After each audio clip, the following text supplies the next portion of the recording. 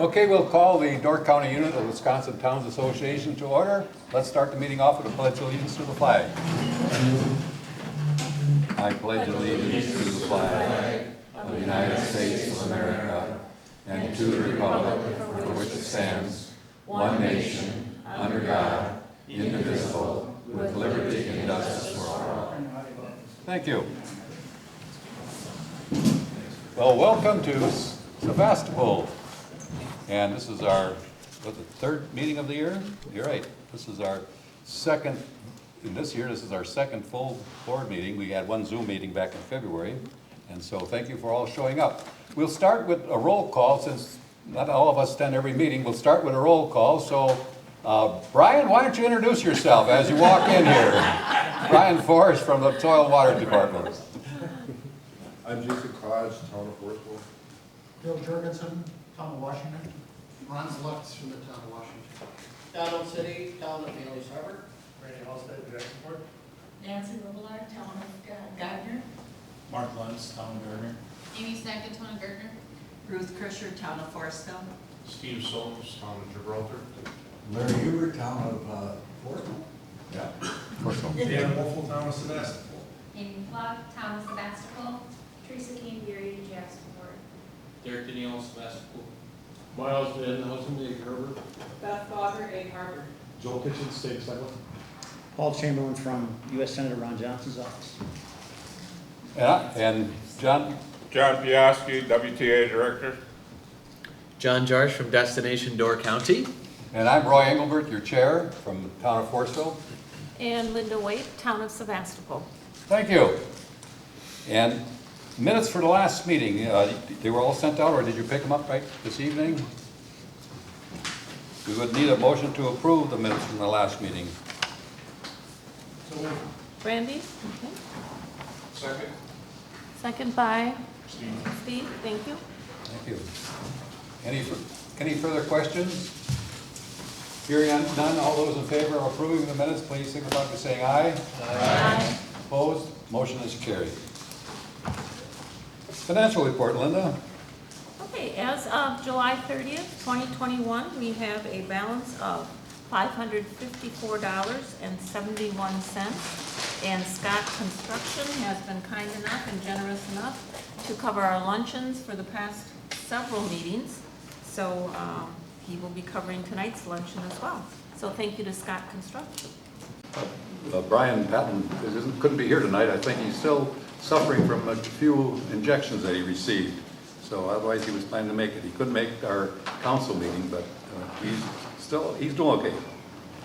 At this point of the meeting, we invite our legislators here, and thank you for coming, Joel and Paul, and give us an update what's going on in this world that we're living in so far. So who wants to go first? Paul? Paul, please give me a little bit of history of yourself. Just do it from here? Yes, you sure can. Perfect. So I guess the first thing I would say is thanks. It's a beautiful facility that you have here. I'm jealous. I mean, this is absolutely beautiful.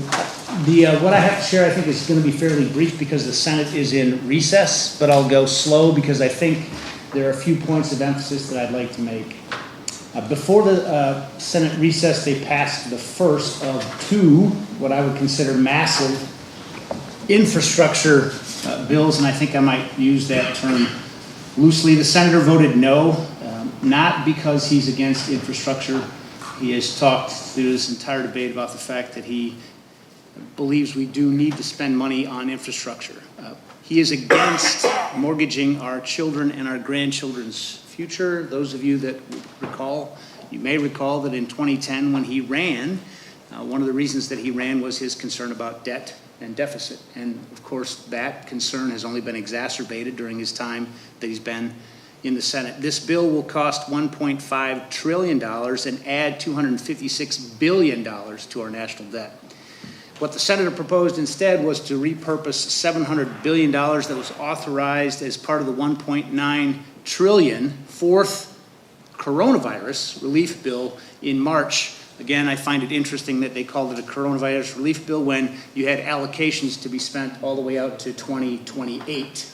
So if it's supposed to deal with coronavirus and be relief, you would think that those funds would have been intended to be spent in the near term. Following passage of that infrastructure bill, they moved into phase 2, which is a $3.5 trillion human infrastructure bill. I think about Green New Deal, amnesty, universal pre-kindergarten, and free community college. Now this week, the House passed the $3.5 trillion budget blueprint, which is entirely mandatory spending. So when you think about it, when the government shuts down and those things that continue, such as Social Security and Medicare, that's mandatory spending. Nothing can stop that freight train from rolling. Many of the other things are discretionary spending, which is appropriated every year. So this thing, if it gets rolling, guess what? It's on autopilot, and there will be no stopping it. The particular bill in the Senate, they're going to craft it under the budget reconciliation rules, which means they need 50+1 votes. And Senate Democrats have that. In my personal opinion, any legislation that can't meet a 60-vote majority is, by and large, bad legislation. A simple majority, unfortunately, you take the filibuster away, and you have, in fact, removed the role of the Senate, which, if you think about the two houses, the Senate is supposed to be the deliberative body, designed intentionally to keep things from getting out of whack or out of control or doing things that are silly, which is why when you remove that filibuster option, you've really diminished the role of the Senate, if you will. The claim is that the bill will cost $3.5 trillion. A more honest score would show a price tag of $5 trillion. Now, again, the way that they do that is they go to the Congressional Budget Office and they would say, well, there's going to be sunset on this program in 5 years, and they score it based on 5 years, when in fact they will never sunset. I think the senator has said that the closest thing to immortality is anything that's passed by the government, if you will. So the problem, in addition to that, is now the budget will explode the debt to $45 trillion, and their budget, that now will mean that they're going to default on the debt, which means now we want to be able to try and raise the debt ceiling, which I imagine they'll do through the budget reconciliation process, again, which will require a simple majority. As far as what's going on in the Senate, that kind of caps it. I would tell you that I think it's very important to pay attention to what happens in September, because we will be on the other side of this legislation one way or the other.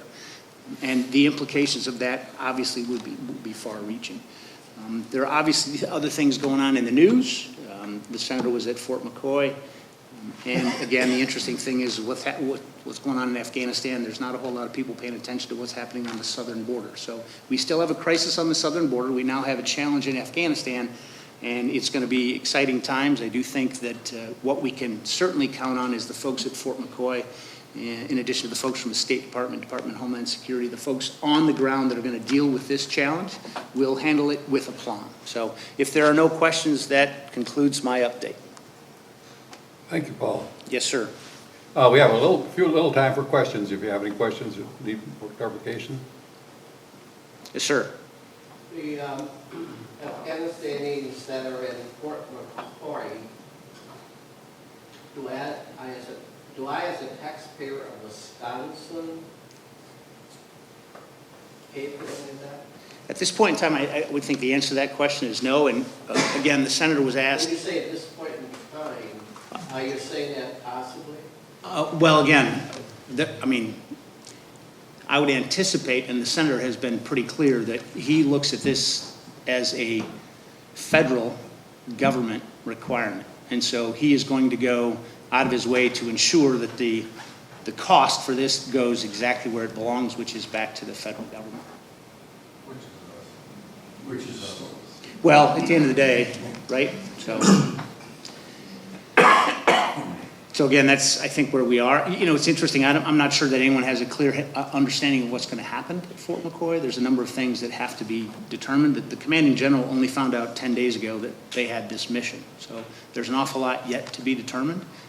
But I feel pretty confident the senator's going to be watching that very closely. He's kind of made it clear that he's going to be keeping his eyes on that to make sure that the cost initially goes where it belongs. Did you want to announce tonight whether or not the senator's running again? This would be an opportune time.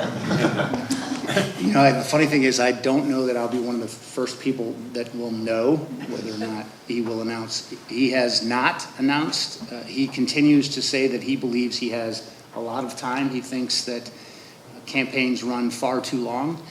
His first go-round, I think, decided in April, announced in May, and ran and won in November. And he thinks that, well, okay, so there you go. That's kind of the window. I don't expect he will wait that long this time because there are obviously other factors or other considerations to take into account. I would imagine that, you know, by early next year, he may announce. Again, I don't know, but it's interesting because every time he's asked that question, the one thing he has made clear is that he's committed to try and make sure that we keep that seat under the control of the Republican Party. So, regardless of who it is the candidate. So, any other questions for me? Well, thank you, Paul. I think this is the first time we've had a representative from our federal government here at our meeting, so thank you. Andre Jacques usually is in attendance too, and you all know where he is. He's on a ventilator at the hospital in Green Bay, and so he's in our prayers. The last update I heard this morning is that he's doing better. That's all I heard, that last update. And I will be here at the end, so if there are other questions that occur to you, feel free. I'd be happy to address any questions, or if you have comments you want me to share with the senator, I'll take those as well. Thanks. Thank you. Well, Joel, you're our representative for our District 1, number 1. Yep, thanks. And I was going to mention, Andre, too, that, and I hadn't heard that update this morning. I mean, the news has been pretty grave on him, so, you know, please keep Andre in your prayers. I'll cover the budget just a little bit. You probably talked about it at the last meeting. I missed the last one. But, so, you know, we expected a really horrible budget going through the pandemic, you know, with all the businesses being closed and stuff. But with all of the federal money that came in, we actually ended up with a record surplus in the budget. So, you know, thank your grandchildren, since they'll be the ones paying for that. But, you know, when you send everybody a check and they went out and bought things, so our sales tax collections were, you know, dramatically up. I will say Door County, I think, survived the pandemic business-wise, from talking to my colleagues, better than just about anywhere. I think because we had a lot of outdoor activities and that kind of thing, I think a lot of tourists came here. The cities really suffered through it. So anyway, in the budget, we did end up with a large surplus. We put a lot into the rainy day fund, and we had a $2 billion tax cut. The original budget that the governor had put out had a $1 billion tax increase, so a pretty substantial tax cut in that. I'll talk about transportation. That's usually what interests this group the most, I guess. And I think we'll hear what the Towns Association says, but I think that it was a pretty good budget for transportation. The general transportation aids will increase 2% this year and then 2% next year. The governor had asked for that, and we agreed with him on that. The local road improvement program, he had asked for $75 million. We put $100 million into that. So again, I think our transportation is pretty good. Broadband, the governor has complete control over that federal money that's coming in. So he controls how much of that goes towards broadband. We really wanted him to put a lot into that because that's the kind of project or kind of thing you should spend that on, because it's a one-time expense. What you don't want to do is create programs that then you end up having to pay for going forward. So I think that's the perfect place to spend it. We had asked him, we passed a bill asking him to put $500 million into that because our sources say that would cover 96% of the state would have high-speed internet with a $500 million investment. So far, he's only put $100 million of that into broadband, and we put $125 million in the budget into broadband. The applications from the Utilities Commission this time were 430-some million. So obviously, there's a need for a lot more, but I think the pandemic certainly showed us how important high-speed internet is, and you know, I know there were some families, especially moving to Sturgeon Bay from all over the country, because they learned through the pandemic that they can be located anywhere and do their business, but you have to have internet. That's why Sturgeon Bay to this point probably has benefited more than the rest of the county because of the reliable internet. So anyway, I would expect the governor to maybe spend more of that federal money as we go along on broadband. So let's see, what else do I cover? The room tax bill that I had written, and this was a Door County generated bill, because of the rental platforms like Airbnb and VRBO, that we know that since they started collecting it, they're not collecting the right amounts, they're not sending it to the right township. So we did pass legislation that should make that a lot easier. I saw now that they have a new form coming out, so we tried to make it as easy for them as possible to comply with the law, but then we also provided a way to go after them if they don't and to audit them. So they have a form that's the same for every municipality. It's the due date's the same, because otherwise they had all these thousands of municipalities with different due dates and all of that kind of thing. So we're making it very easy for them, and hopefully they comply. But I think, the tourism zone is doing a really good job with it, and I know that they'll be auditing that pretty closely once those numbers come in. That's all I can think of to talk about right now. If anybody has any questions, though, happy to answer them. Yes? I think the question's probably going to bounce back and forth between the two of you, but I'm aware of what the governor's doing with broadband, and you're aware, obviously, of what the Door Economic Council is working on with the study. I think, if I remember correctly, and I think I got this number, I read it somewhere, so I could be completely wrong, but the infrastructure bill had $65 billion in it for broadband, if my memory's right, which I think comes out, if you take it by states, in the hundreds of millions of dollars that would come to Wisconsin for broadband expansion. Would that then roll back to the governor on how that's dispersed? And could it be dispersed for something other than broadband? And yeah, I would assume that if it's like the rest of it, it would be the governor that will have discretion over that. But the amount of money is... I'd have to check on the figure. I don't know about the amount of money, but it's interesting that you bring that up, because a number of times that people talk to me about allocations within the state of Wisconsin. Right. At the end of the day, there isn't anything that the federal government can do to impact those beyond how the legislation is crafted. Once it gets to the state, it's going to pass through the state level before it's allocated. Now, I've had a number of people ask me if we could get stuff allocated directly to counties and so forth. And again, I've personally looked at some of the mission models that people use to allocate funds. Roads might be one of them. And I don't know that I necessarily agree with that, but that doesn't change the fact that that's the way the funds will be allocated from the federal government to the state, and the state's going to distribute accordingly. The one thing I don't know is if, for instance, if that pool of money, whatever it might be, is going to have the same rules, meaning that, the governor gets to decide what to do with it, as opposed to maybe the legislature or whatever the case might be. But I don't know that, so. There generally are restrictions on all of that, how it can be spent. Anybody else have anything for me? I don't. Yes, Linda. Regarding the room tax bill, thank you for putting that, or helping to get that bill in place for the Airbnbs and the VRBOs and the other marketing platforms, to get them to comply with what they were supposed to be doing in the beginning, properly remitting their room tax to the proper municipality. I was disappointed that it does not require the address of their clients or the lodging establishment, but that's neither here nor there. You said that the form that they need to fill out is available on the DOR site, or? I just saw it today. I think they sent it out to all the municipalities. I think that was just today, Okay. the form that they're supposed to be using. Okay, so we could look at that form if we wanted. Yes. To, right? Yeah, and if you don't find it or whatever, we can get that to you. As far as that legislation, it's not everything that we would have liked, but I think if you understand the legislative process, it was a really big win. And Airbnb in particular, the last session, they flew somebody in from New York at the last minute and killed it.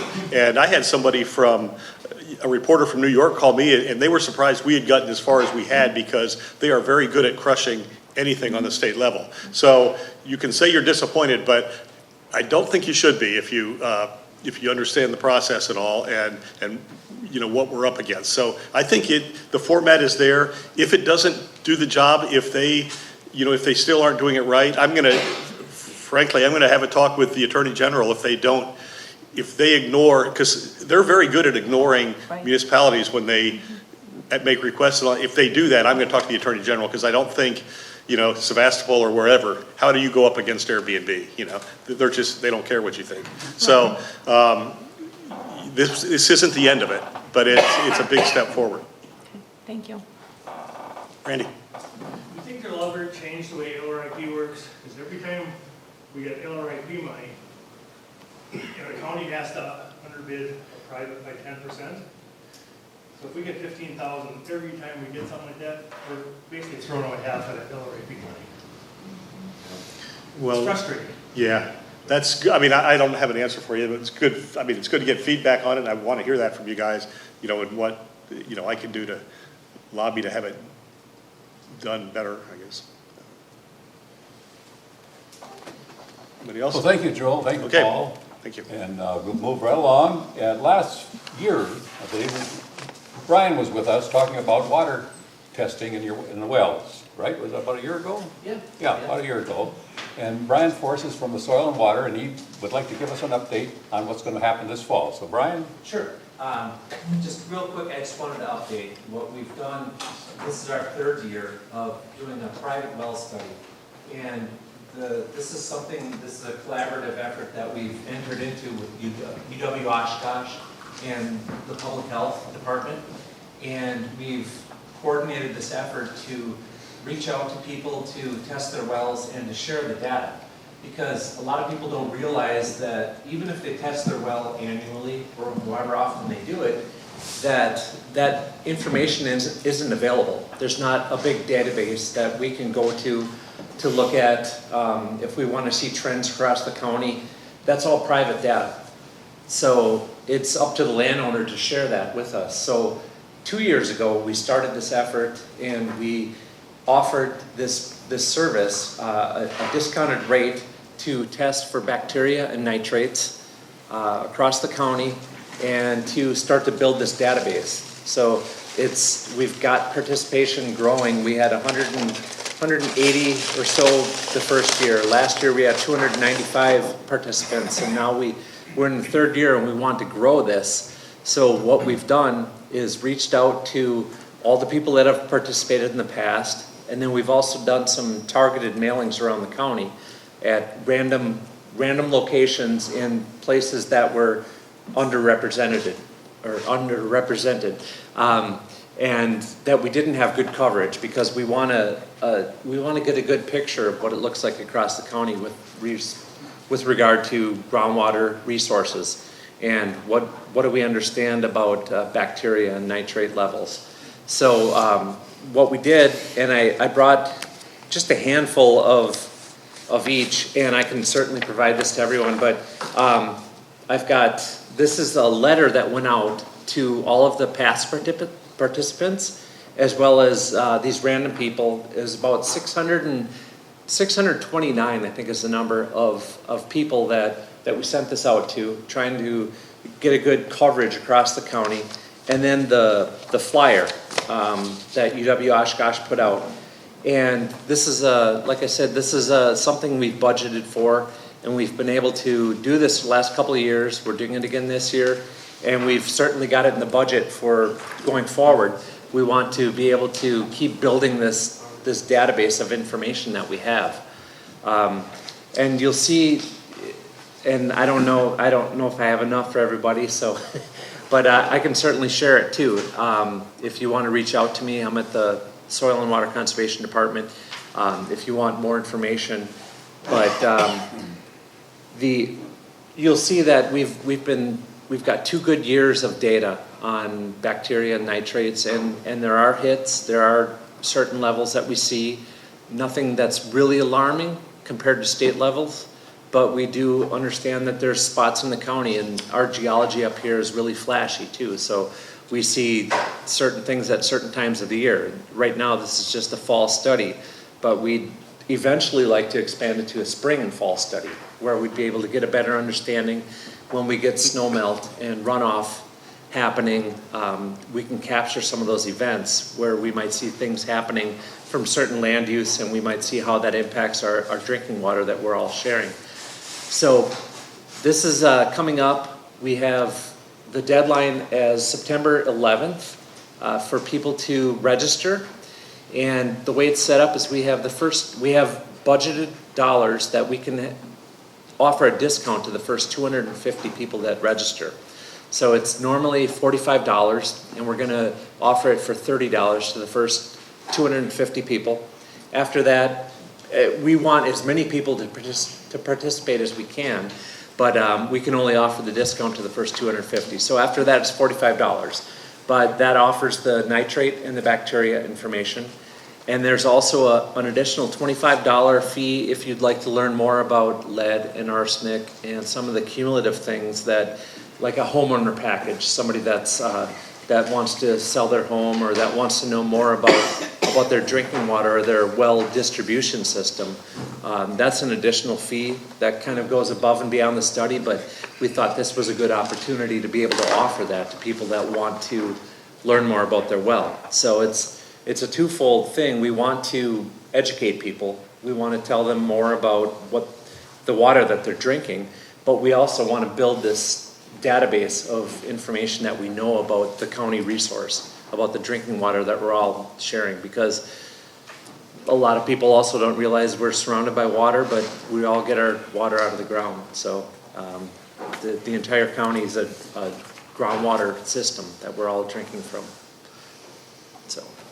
Okay, thank you, Brian. It's a great program. I know I participated in it. It's very interesting. I hope you keep going too. How fast the information comes in. It's quite a good price too, as far as. Yeah, definitely. We could go privately as well. Yep. Yeah. So, and that's everything's through UW Oshkosh. It's a great collaborative effort. I should also mention we had Door County Medical Center has chipped in a little bit this year too to help us out with some of the mailing and some of the printing. So we're trying to build this program, and at this point, I wanted to update everybody on where we're at and what we've learned so far and where we plan to go with growing this and just spreading the word, because the more data is better. We're trying to get more information about what we know. Okay, thank you. Mm-hmm. Door County has lots of organizations. In fact, I think there are over 3,000 nonprofit organizations in that county. And driving over here this afternoon, we said there's a Door County Economic Development Corporation, then there's a Door County Environmental Corporation, and Door County Environmental Council. I guess that's the name for it. And when I was a little kid here, it was the Chamber of Commerce. Then when I got back to Door County, it was a tourist bureau or tourism bureau. But now we've zeroed in, it's called Destination Door County, right? You bet. So John's going to talk about Destination Door County. Well, hello everybody. It's great to be with you tonight. In the spirit of full disclosure, well, Laddie, I'll help you out here. In the spirit of full disclosure, I have to tell you I'm a proud taxpayer in the town of Jacksonport. So thank you to Randy and Teresa for all your efforts for our town.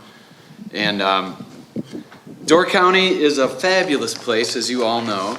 I will start these. Brian, you're welcome to these, but you may want to just keep passing those around. Those are a couple handouts I'll share. I'll take one of each if you wouldn't mind. So yes, in reference to you, our organization, now known as Destination Door County, we've had 8 names since we were founded in 1891. Our roots go back to 1884.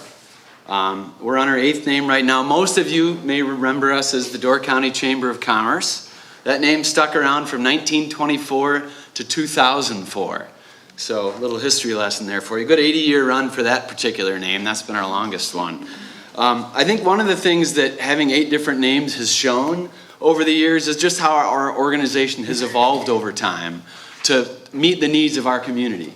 Until 2007, we were a privately funded organization. So what does that mean? Well, it means that we raised all the money that we had to promote Door County as a tourism destination privately. So through membership dues, and also through the sale of advertisements and other things, and our visitor guide, for example, or a Go Guide, another publication that we had.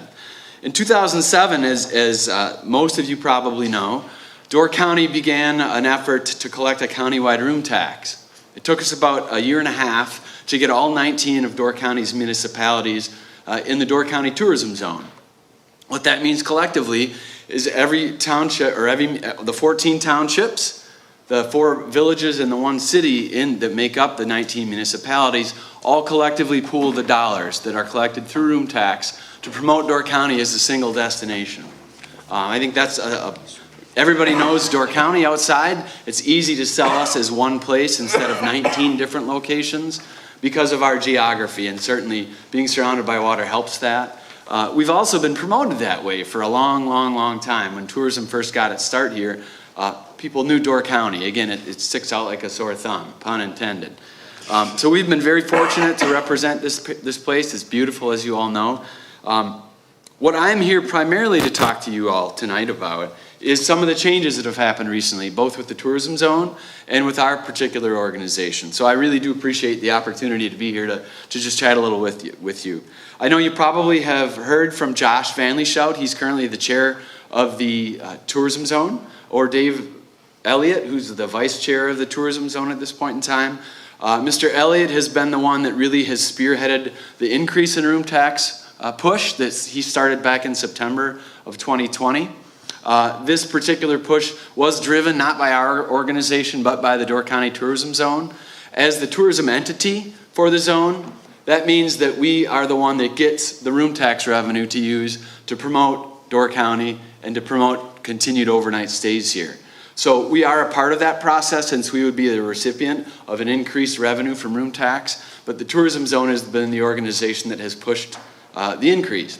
One of the big changes, as you know, from the ordinance that's going around right now is the funding model that the Tourism Zone Commission itself uses to fund their operation of collection and disbursement of that room tax. When room tax was created in Door County in 2007, it was split up, so 66% went to the tourism entity, which was our organization. 30% went back to the municipality in which that tax was collected, and 4% was given to the Door County Tourism Zone to fund their operation, the administrative expenses that it took them to collect this tax, create the permits, do all the work that they do, and then disperse the tax to our municipalities and also to us as the tourism entity. Technically, as the law states, the state Wisconsin statute, 70% of the room tax dollars is supposed to go to the tourism entity for tourism promotion and tourism development, and 30% is supposed to go back to the municipality. So where does that leave the tourism zone? Well, when they first set it up, like I said, they decided to keep 4% to fund their administrative purposes.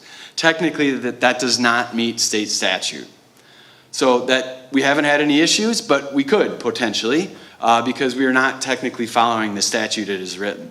So that's why during the process of raising the tax and that effort from 5.5% to 8%, they also changed the funding model so that we would fully meet the state statute of 70% going to tourism promotion and tourism development.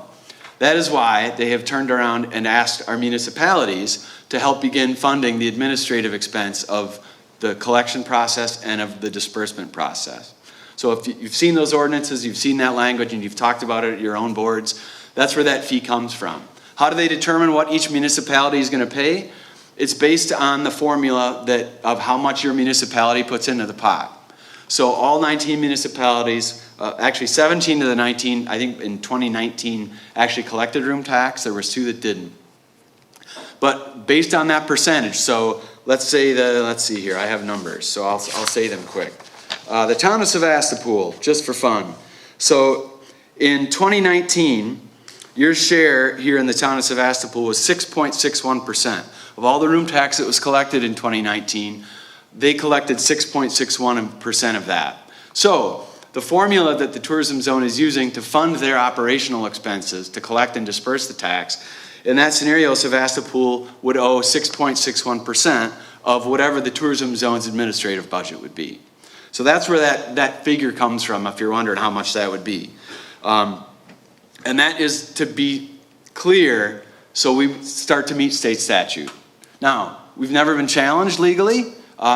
You could call us lucky.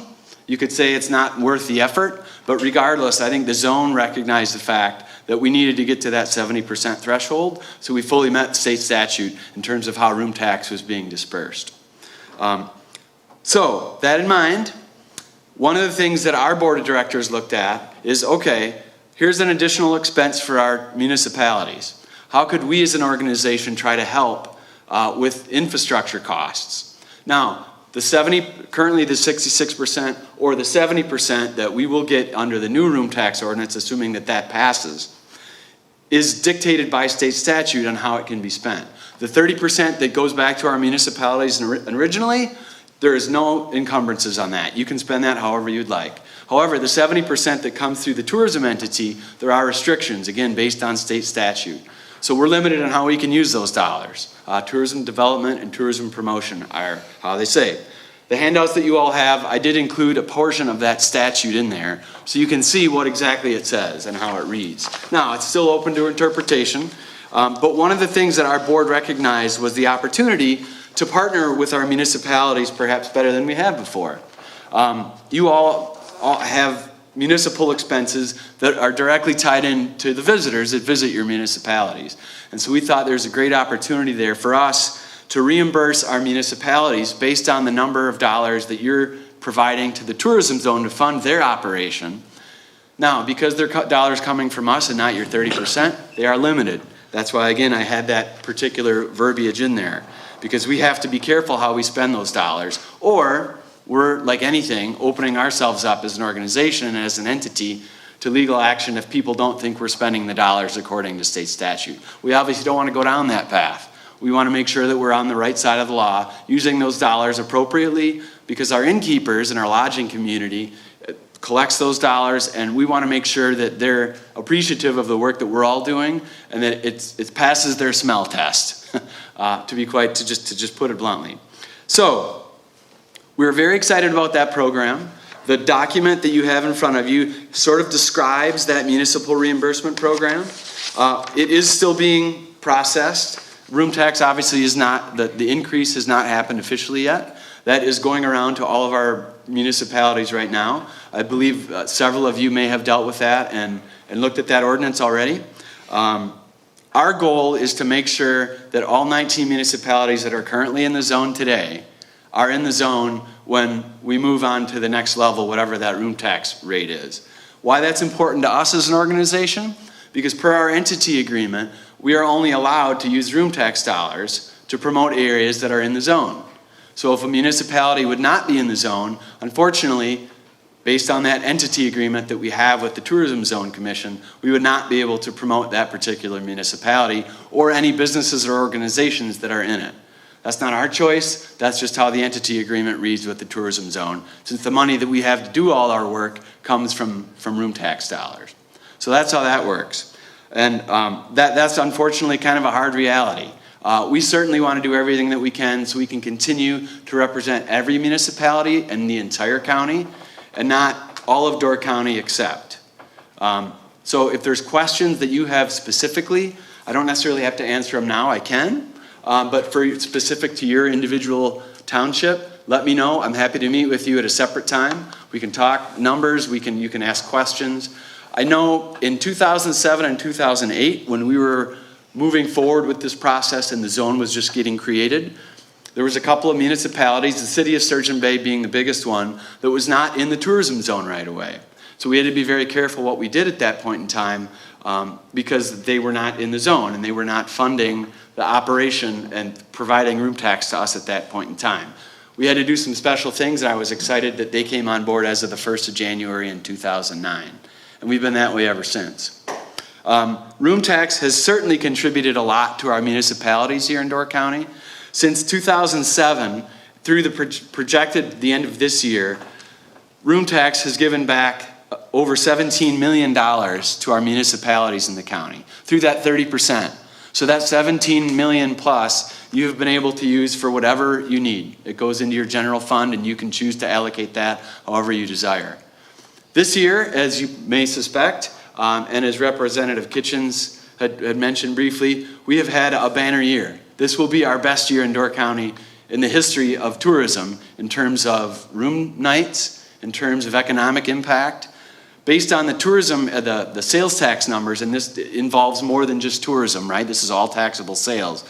But based on my calculations, we will top $1 billion in taxable sales in Door County this year for the first time ever.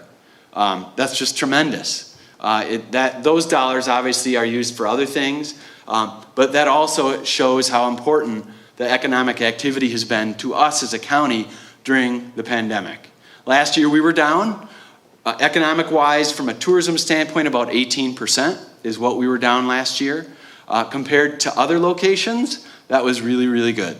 And we fared much better than most places in the state.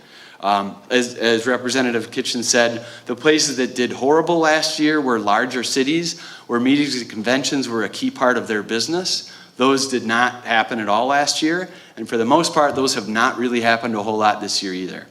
Because we don't have any large convention centers or a heavy meetings business on a large scale, we've been pretty well insulated from some of those things.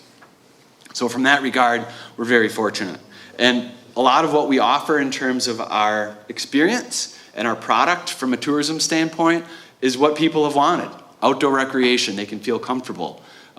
Being outside, they've been able to. And our tourism industry, quite frankly, has risen to the occasion to welcome them in extremely challenging times. Whether it's dealing with mask mandates last summer, whether it was dealing with rude people that were upset with how long they may have had to wait for a table this summer, they've really done an amazing job at trying to keep things together and plug along. And again, as I said, the busiest year that we'll probably ever have up here, at least up till now. So, from a room tax standpoint, I'll talk about one other thing, or a couple other things. Obviously, if a municipality or a township would decide that they don't want to stay in the tourism zone and sign the new agreement, a couple of things would happen. Number one, they would lose out on the room tax that they do currently get.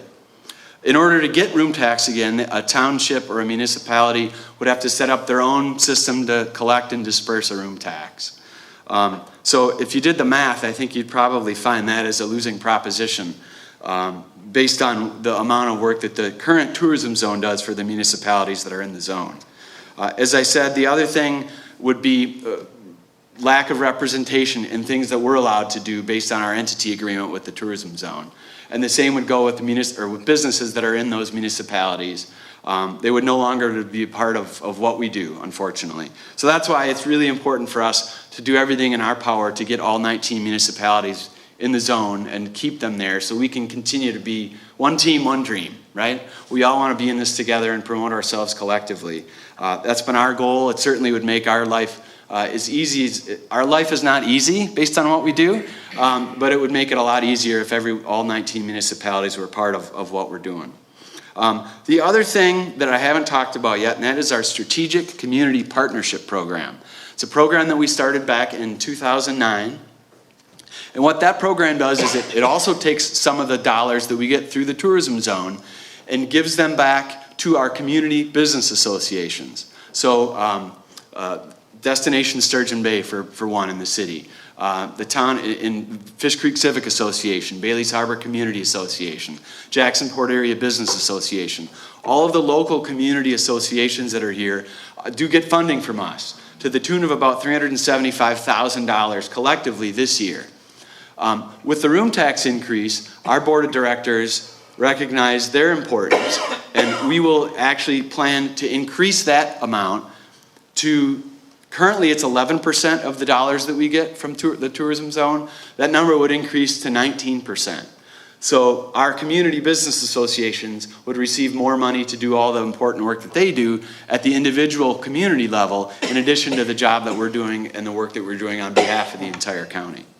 So if a municipality would not be in the zone, that program also then would no longer apply to that municipality or their business association. So there's a couple of associations, for example, here in Sevastopol, I believe you allocate your dollars from that program to Destination Sturgeon Bay and also to Carlsville, I believe? No, just to Destination Sturgeon Bay? So there's a couple scenarios where those dollars are allowed to go to a nearby organization if they don't have one specifically in their location. In regards to room tax, the maximum allowed amount in the state, unless you've been grandfathered in or grandmothered in, to keep it fair to everybody, is 8%. So right now, Door County has been at 5.5%, since the room tax was started here in 2007. This effort now would be to increase it to 8%, so we would be at the ceiling. We would not have anywhere higher that we could go. So you wouldn't be going through this again in a couple of years if we came back and said, we want to, the tourism zone would want to raise it again. We would be at our ceiling now. So that's just something that I think is important to note. In regards to, and I'm going to talk briefly now about a little bit more about the program that our board decided to pursue, and that's our municipal reimbursement program. Again, that would reimburse our municipalities for the dollars that they give to the tourism zone to fund their administrative expenses. That particular program would allow us to give up to $300,000 annually back to our municipalities through this particular reimbursement program. Now, as I said earlier, because it's part of the 70% that we get, there are some restrictions on those dollars. Because they have to be used for tangible tourism development and tourism promotion that would ideally encourage overnight stays. I think here in Door County, it's pretty clear that almost all, if not all of our municipalities have infrastructure in their own municipalities that touches visitors. Whether that's a park, whether that's a boat launch, those sorts of things that directly impact our visitors, those are the sorts of things that would be eligible that you could put these dollars towards, that would come through us. Now, because we have to do an audit every year as an organization, not only for the tourism zone, but for our own constituency, we do have to have a few controls over that. We don't want to be big brother or big sister, but there are going to be some things that we're going to need from our municipalities when we disperse those dollars, just to make sure that we've got record of where those dollars were spent. Those specific details were still being worked on, and we will come out with some details along with some examples of how you would be able to use those dollars later on this fall.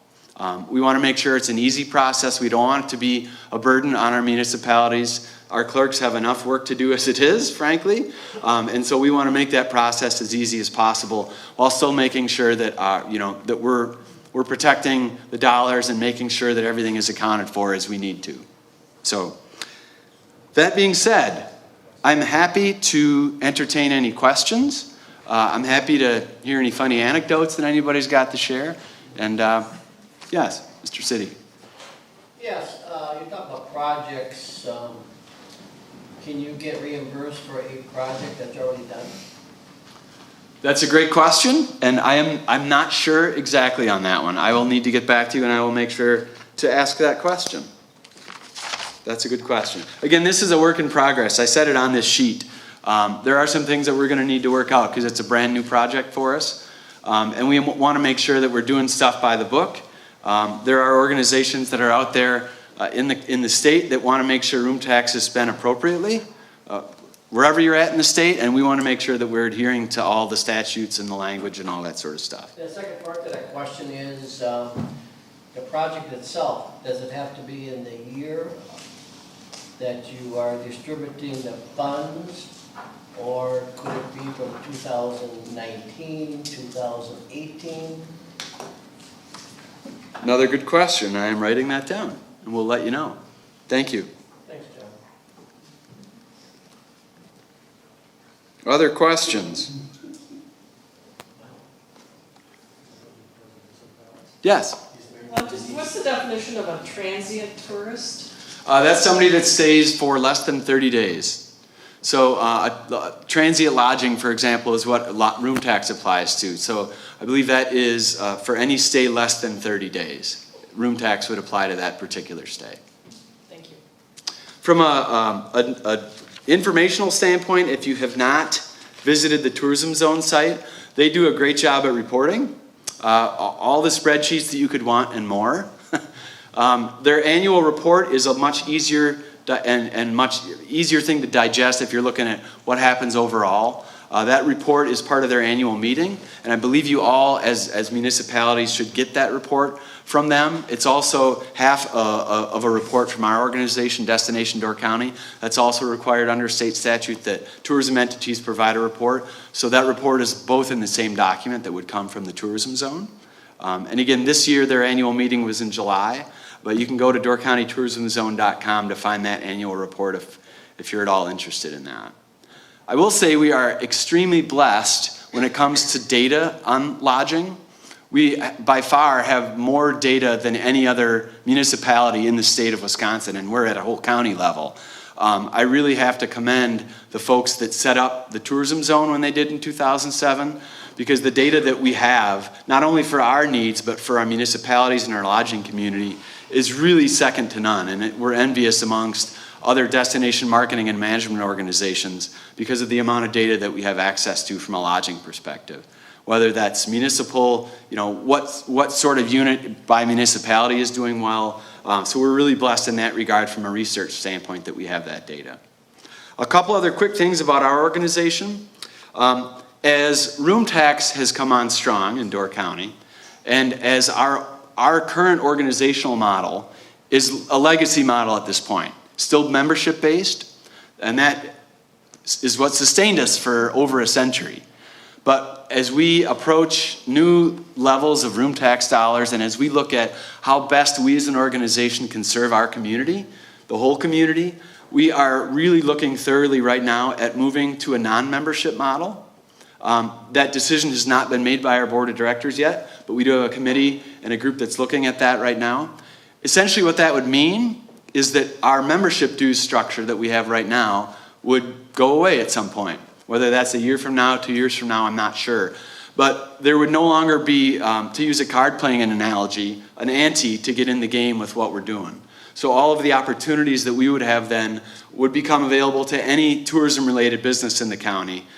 There still would be, you still have to pay for some of those things. If you wanted to buy an ad in our visitor guide, for example, you would still have to pay for that just as you would now. But there would not be a membership fee on top of just to be able to have access to some of those opportunities. The reasoning behind that on many levels is inclusivity. Right now as a membership organization, I think you could argue that we're an exclusive organization, and we feel that to be more inclusive and more representational of the entire county, not only for our business community, but also for future and potential visitors, to give them the best perspective of what all is here, going to a non-membership model would serve us all much better than what our current model is. So we're looking at that. I personally am very excited about that opportunity. That's a trend we're seeing nationwide at organizations just like ours. There's a lot of places that are switching from a membership model to more of a partnership model and doing away with membership dues. So that's something that we're looking at very seriously right now. So, yes? John, where are we at with the municipalities as far as getting on board with this? Do we know how many we have left? So, from my perspective, until we're at 19, we're not done, right? I really want to see all 19 in, regardless of what any other municipality has done. I believe that strongly about going to each one and making sure that everybody's in. That being said, to my understanding, as of today, there's 11 municipalities that have signed the ordinance and the intergovernmental agreement. I had heard the other day we're at 15.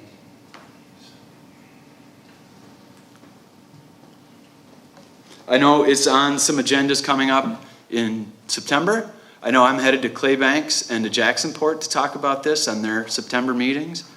I'm not sure where else is. I know Mr. Van Lieshout and Mr. Elliott were both getting to some of the meetings that I was unable to attend.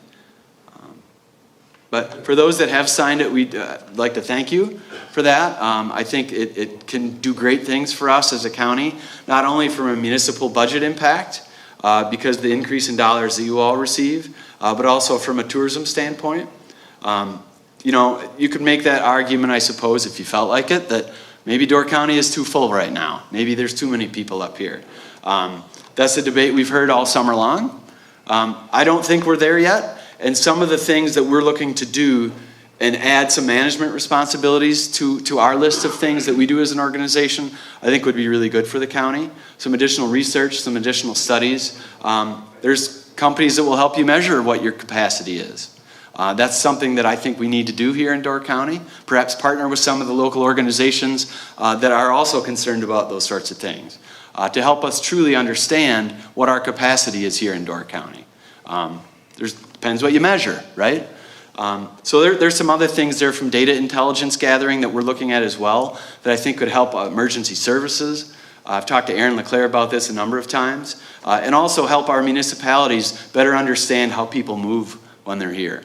These are all things that we're looking at right now, and certainly would be willing to share some of that data with our municipalities moving forward.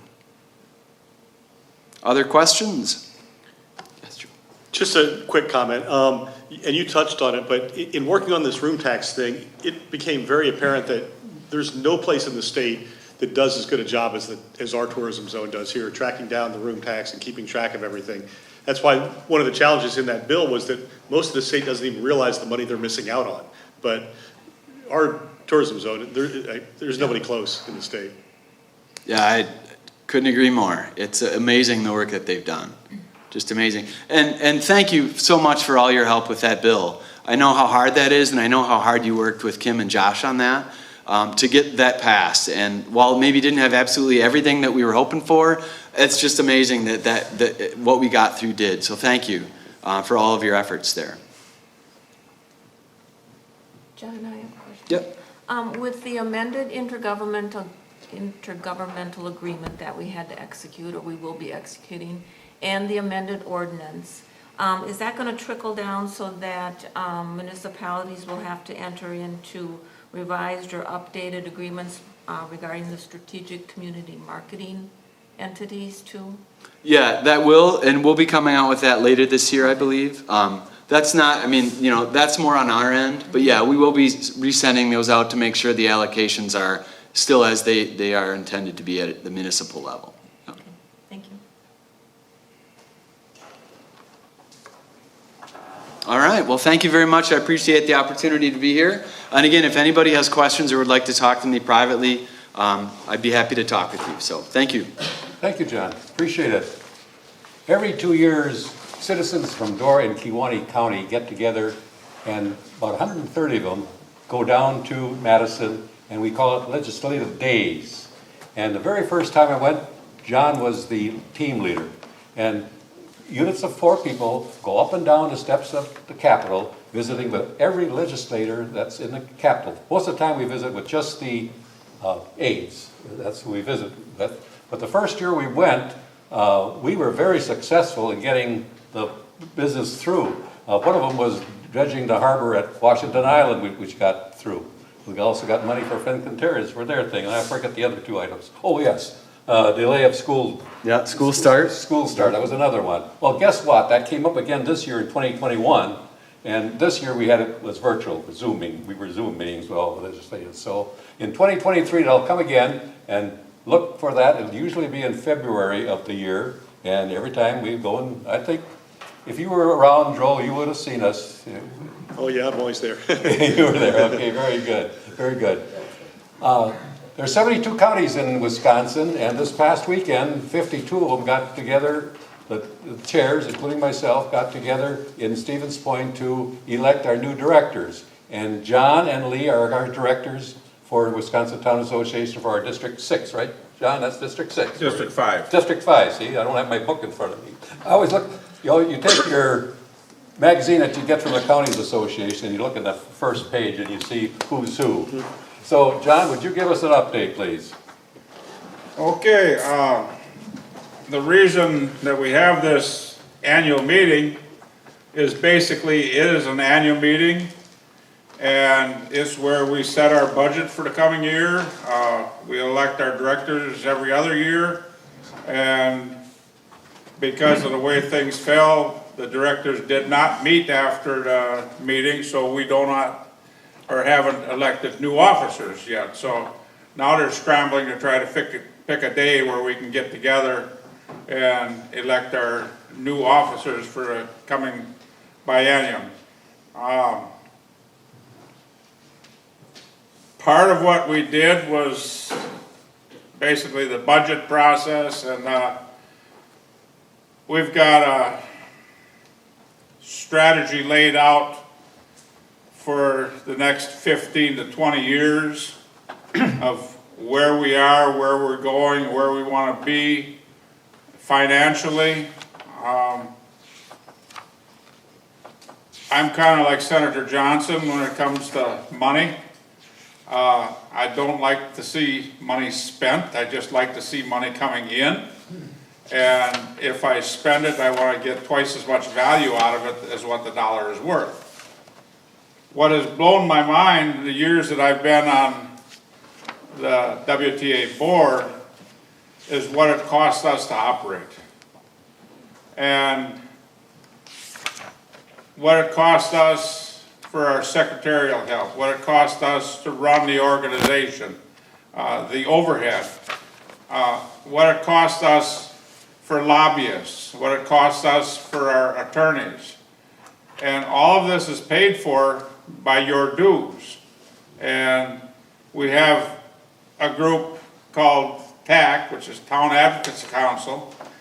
This funds our lobbying. And our lobbying expenses have just gone through the roof. But when you go to Madison, everything costs big dollars.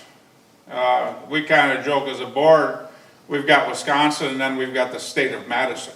And check all your books and everything at the Dane County line, because once you cross over that line, it's just a different territory. Everything is done at a much higher pace than what we do. And we've been very fortunate in our lobbying staff to be very effective for the dollars that we spend. Other groups, like the Counties Association for one, has probably 3 or 4 times the staff that we do. And yet, we kind of pat ourselves on the back that we get more done than what they do. League of Municipalities is the same thing. They've got a much bigger staff, much bigger budget. But we think we get things accomplished. And the way we get it accomplished is through our TAP group. We reach out and call on you people when something comes up in Madison that we need help. If we need to contact Andre or Joel, we'll send out an email to everybody and, hey, this is the issue, and contact these people and tell them how important it is to us.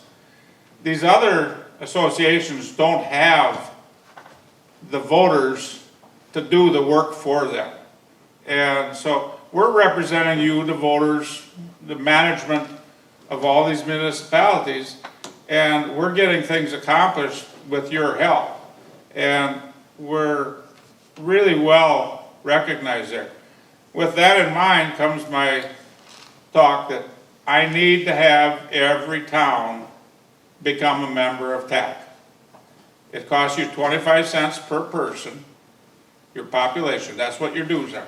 If you are not a member, you're a freeloader because we're working for you. And we're going to get the job done. We're up, since we formed the TAC, which used to be the urban towns, we were at about 25% membership. We're up at about 55% membership now. We need to get that up into the 90-95%. There's some towns that never will join because they're just too small and too poor to come up with the money to pay for it. In reality, there's some of these towns that have only got a population of less than 50 people. It wouldn't cost that much for them at 25 cents a person to join, but they're still very hard pressed. So if you're not a member of TAC, I would really appreciate it if you'd go back to your town boards and discuss it. If you have any questions, we've got information available and we can get extra information to you. I'm not going to offer to come up to your town board meeting, but if that's what it's going to take, call on me and I'll send Lee. He's not here tonight, so I can do that. But really, it's a case where this is what's financed our lobbying. We hired a part-time lobbyist to help us out with zoning issues and that type of thing. He comes in at a couple $100 an hour. Think about that. I mean, you know what attorney fees are if any of you hire attorneys. And this is the rates that lobbying costs when you go to Madison. So that's why I say we depend a lot on you people to do the personal calls for us. But we've been working and we've been very successful. About half of the state of Wisconsin in acres. The northern forest, you basically draw a line from Green Bay to Minneapolis, and all the counties north of that, which is about half of the land mass in Wisconsin, have benefited very well because of the large number of government-owned acres, either state forests, county forests, national forests, whatever. The legislature in the budget this year increased the PILT payment, which is payment in lieu of taxes, on these lands. It wasn't much. It went from I'm just going to grab some numbers here because I don't have them exactly right, but approximately 88 cents per acre up to $3.50 an acre. This is on DNR-owned lands. That's huge when a town has over half of their land that's owned by the DNR, and their total tax on that land was 88 cents an acre. You can't provide much services for plowing snow on the road or anything at 88 cents an acre. But getting that up to $3.50, well, that's about 4 times as much money as they had passed. So it's these little things that we want. In the budget, we had 11 major wins. Road aids, broadband, EMT, I could just go up and down the line. But all of this was wins for town government, and it all came at an expense, and we covered that expense through our TAC organization. So we need support. We need to keep that fund alive. Along with that, and like I say, salaries scare me. You don't hire an attorney for $50,000 or $60,000 a year anymore. And fresh out of college, they want to start at $100,000. Well, most of them don't, but the thing is, once they get a year or two under their belt, all of a sudden they're worth that kind of money. So we've got to pay these kind of salaries. We hired a new attorney a couple years ago, and then we hired this part-time lobbyist. He also has a lobbying firm in Madison. He said it was a good thing that we hired him because otherwise he was going to go after our new attorney to get him on staff in his firm, because we've trained him, he's that good. And he said, I would pay him double what you're paying if he came to Madison and worked for me. How do you retain somebody like that if you don't have the funding to back it up? This is what our big challenge is. We get somebody, we train them, we get them working good, and then all of a sudden the opportunity is out there. So with that in mind, like I say, I want to see everybody get into the TAC membership. It'll be something that will help us out in the long run. Other than that, our convention is coming up in October. It's going to be in person at the Dells. It's far enough away from Door County. You can come down there, you can get an education and have a good time. Nobody's going to be watching over your shoulder from home to see if you've been a bad boy. I was at one county unit meeting, and this is back when we had the convention in Green Bay, and I don't remember just which county it was, but it was one of the counties bordering Green Bay. And they says, well, our attendance always falls off when we got to go to Green Bay or Appleton for a convention. And I said, well, why? Well, there's too many people that know us. If we go someplace further away, we can have a good time at the convention and get a lot out of it. So I guess if you want to kick up your heels afterwards or something like that, you're going to be allowed to do it. Look in your monthly magazine for the Towns Association. Registration and everything is in there. To encourage everybody to come down there, we've got a stimulus program where somebody tonight is going to win a free registration for the annual meeting. This was put together by the board with the help of Scott Construction and Quick Trip. We went to both of them to get a little bit of help, and they came forward with a lot more generous ideas and donations than what we had asked for. Fall workshops, the registration's listed in the magazine. Pay attention to what's in the magazine. There's more information in there than what you can absorb every month. A quick one on ARPA. These funds don't have to be used until 2024, I believe it is. It's kind of difficult for towns to use it.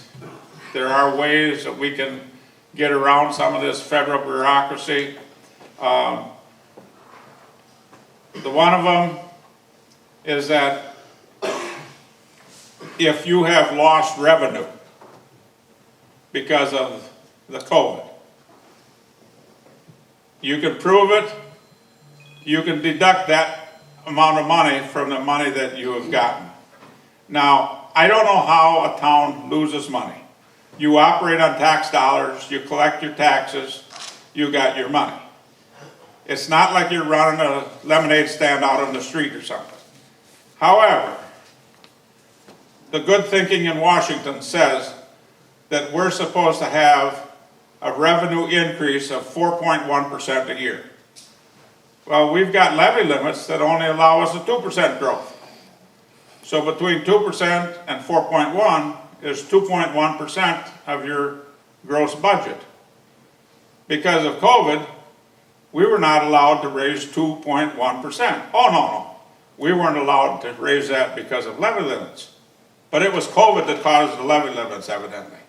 So, if you check your magazine, we've got a formula figured out how you take your budgets from the last 2 years, I believe, and the next 3 years, and you've got to figure out every one of your budgets annually and find out how much of that 4.1% increase that the feds say that we have available that you lost, and you can deduct that amount and then use that money without any restrictions.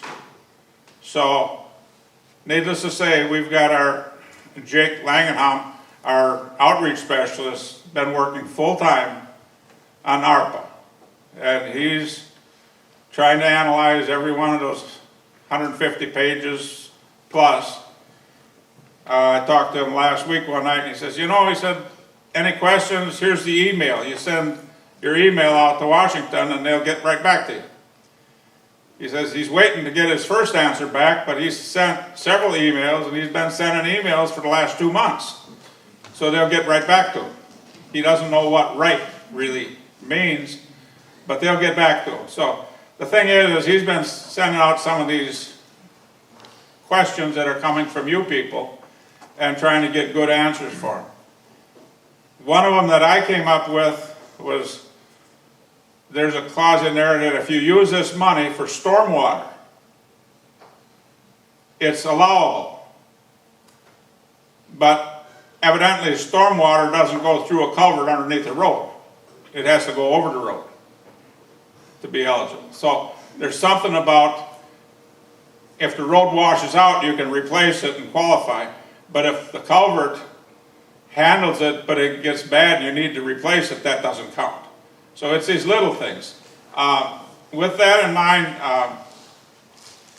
I guess there's so much going on. Now that the budget is passed, we've got a good budget. We've got a year and a half before another budget. Now we get to hopefully expand on everything that we've come up with. I hope to see all of you down at the Dells at our convention. And other than that, Lee couldn't make it. It's his county fair. He's got grandkids he's got to watch over, and family is more important than politics. So he said he will stay home and take care of the grandkids. So if you've got any questions, I'll hope that I can answer them for you. Sounds like I did a good job of confusing everybody. Thanks. Thank you, John. John, you might have a little help here because Door County now has a representative in TAC, and that's Randy Halstead. Randy is a member of the board now, the Town's Advocacy Council. Randy, do you have a meeting coming up? I had it on Tuesday. You had it Tuesday. Could you give us a little bit brief? Basically, we go over all the Assembly and Senate bills they're trying to get through, or we give them the obvious guidance on whether you should push them or slack off. Okay. Boy, it was like, must've been 8 pages of bills we went through. 8 pages of bill. How many times a year are going to be meeting? Another meeting at the convention, and then another one in December. Okay, great. Well, thank you for joining. And I understand we only have 2 towns in Door County that are not a member of TAC. I haven't been told who they were, so if you can find that out, guess what? You got a job. Very good, well, thank you. As John mentioned, the convention is coming up, but we will hear more about the American Rescue Plan Act. That's the first time in the history of this country that federal money came directly to the towns. Did you realize that? We never before ever got a check deposited to our account directly from the federal government. The first hour of our meeting last Friday, Jake Langenhan, is that how we pronounce it? Langenhan. He gave us a presentation on American Rescue Plan Act. Unfortunately, I was sitting in the middle of the room. The projector was over there.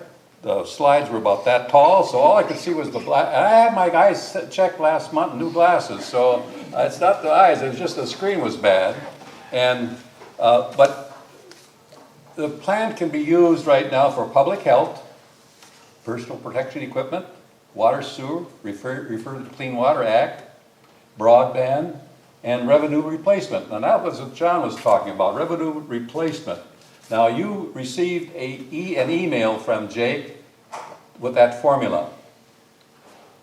It's very confusing. There's a new calculation coming out, so be patient on that one. So there's going to be a new formula coming out for that. Now, regards to broadband, I see Washington Island and Liberty Grove committed their funds to broadband. One of the things from the Wisconsin counties mentioned is that, there's a lot of federal money coming for broadband, a lot of state money for broadband, so you may want to hold back a little bit on that.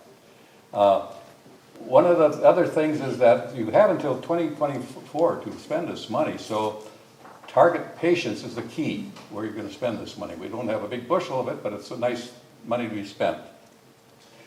You'll be using report C, and you're going to be looking back for 2019, you're going to be looking back 2016, 2017, and 2018. You'll be looking back 3 years for each one. And we're going to get more information, but I believe for the first year, that has to be reported in our October report. Our first report is in October. The last information is that I've received today is that it might be required if you're going to claim some money for lost revenue would be in your first report. But that, keep in tune for that sort of remark. But again, it'll be a topic at the convention, and it'll be a new calculator for lost revenue is coming. The next session was our Laura Carlson, and her session was on the redistribution. Only thing, redistricting. The only thing I can say about that is that's going to be time compressed, and your township may have to have a special meeting before to verify if you're in agreement with the districts that are set up by the county. So keep in tune to that. And that's all I've got on the, just to say a little bit more what John said, like we had 11 wins for towns for our legislators in this budget this year, and that amounts to over $64 million coming directly to the towns, and 30 million of that is a continuing every year thereafter. And this payment in lieu of taxes, it affects every one of our townships. I know our little township, we only have the NP Trail coming through, and I think, Ruth, we get, what, $230 for that? $52 we got for that. Well, it's going to make a little bit of difference because we were getting 88 cents for that acreage. And it's only on the land that was established prior to 1991. Now we're going to get $3.50. And Gardner you're gonna get a big chunk more because you got the Gardner Swamp there, that's a big area. And almost every other township gets some DNR land. And that's land that was put into, by the DNR prior to 1991. And we were only getting 31 cents, 88 cents an acre. Land that started after 1991, or 1992 and thereafter, gets $38.50. So it's a big, big difference on that. Okay, and there's a slip in front of you with your name on it. And who's not going to the convention? Who's going to the convention? Who's not going to the convention? I'm definitely not going. Okay, if you're not going to the convention, then don't put your slip in, take your slip away. Because it's only going to be eligible for people that are going to the convention, and it's $150. It pays for your registration fee. So, Linda, you have somebody to collect these? I can collect them. Okay. Sure. Does somebody have a hat that can collect them? We don't wear it. Well, the city has a cap, but he won't give it to you. Here, Lynn. Here, I'll use Paper John's lunch bag. It's empty anyway. And they can leave their name in if they think they'll go if they get it free. Well, we have to report that. They have.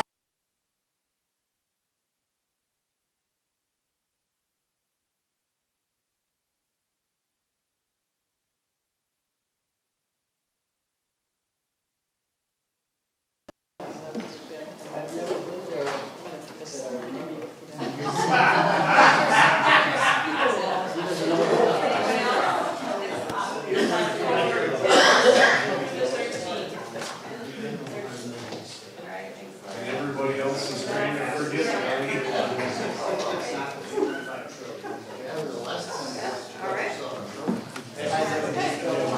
Everybody that's going to the convention has got their name in? Guaranteed. I think this is it. With my name. I didn't put my name in. Well, you should put your name in. If you're going, you may as well, right? I guess You have to move our budget hearing that Monday. Put your name on another sheet of paper. There you go, I couldn't see the person. Yeah, we could have. You better, I think, you I take it think up our with it. guest presenter. Our guest presenter. All right, there you go, John. It's just one now.